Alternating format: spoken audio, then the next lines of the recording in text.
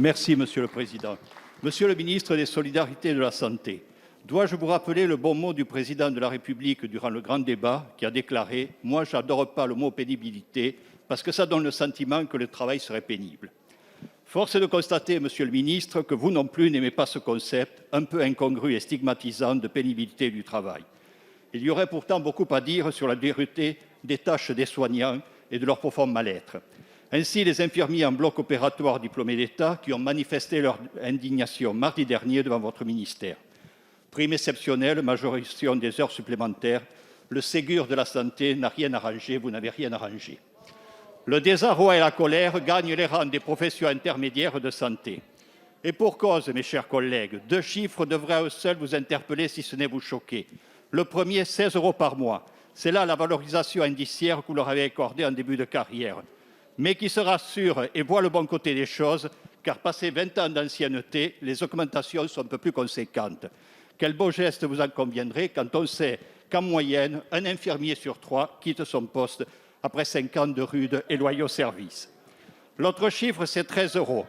C'est la différence mirobolante en salaire net mensuel que touche un infirmier en bloc opératoire par rapport à un infirmier en soins généraux. À la vérité, c'est à n'y rien comprendre.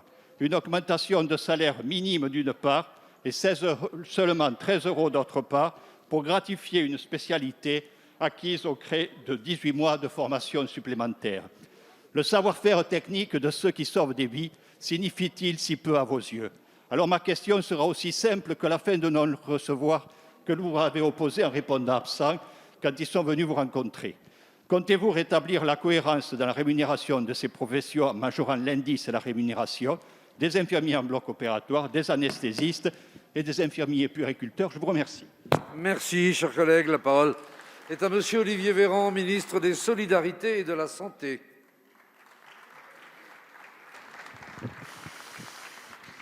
Monsieur le député, je comprends votre question.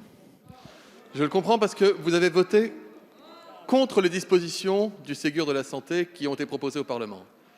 Ainsi, vous avez voté contre la hausse de 9 milliards € de salaire pour 1,5 million de soignants dans notre pays, pour 85% d'entre eux des femmes. Je pense que ça vous gênait, parce que j'ai été député socialiste avec vous, monsieur le député.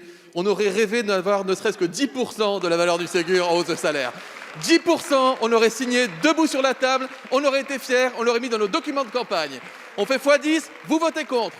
Parce que c'est ça l'opposition stérile, monsieur le député. Et quand vous comprendrez, élection après élection, qu'au lieu de servir le parti que vous servez, cela est en train de vous détruire, peut-être que vous aurez fait une avancée pour votre camp politique, monsieur le député. La deuxième chose contre laquelle vous avez voté, monsieur le député, c'est les 19 milliards € d'investissement pour l'hôpital, avec de la reprise de dette, avec l'investissement de 6 milliards € pour les hôpitaux. Monsieur le député, ainsi vous avez voté contre, monsieur le député, vous avez voté contre les 10 millions € d'investissement courant cette année pour les hôpitaux de Haute-Garonne, que vous connaissez bien. Vous avez voté contre les budgets qui nous permettront cet été d'annoncer des bonnes nouvelles pour Tarbes-Lourdes, avec une ville qui attend depuis des années des investissements hospitaliers. Vous parlez, monsieur le député, des IBOD, des infirmières de bloc opératoire. Sachez, monsieur le député, quand vous citez 13 € de hausse de salaire, ce n'est pas une erreur à votre niveau de compétence, monsieur le député, excusez-moi de vous le dire, c'est mensonger. Les infirmiers de tous les hôpitaux de ce pays ont déjà perçu 183 € net de hausse de salaire, comptant pour la retraite chaque mois. En plus de cela, la totalité des soignants des hôpitaux perçoivent des revalorisations des grilles salariales évolutives avec l'ancienneté, et c'est tout à fait normal, c'est classique. Ainsi, monsieur le député, une infirmière type IBOD ou une infirmière type IAD percevra enfin plus de 3 500 € net par mois en fin de carrière, quand elles étaient en dessous des 3 000 €, et c'est des hausses qui vont atteindre 500 à 600 € de plus par mois en fin de carrière. Monsieur le député, quand on se compare, on se console. Présentez-nous donc votre bilan. Je l'ai partagé en partie avec le vôtre. Honnêtement, je suis très fier de ce que nous faisons.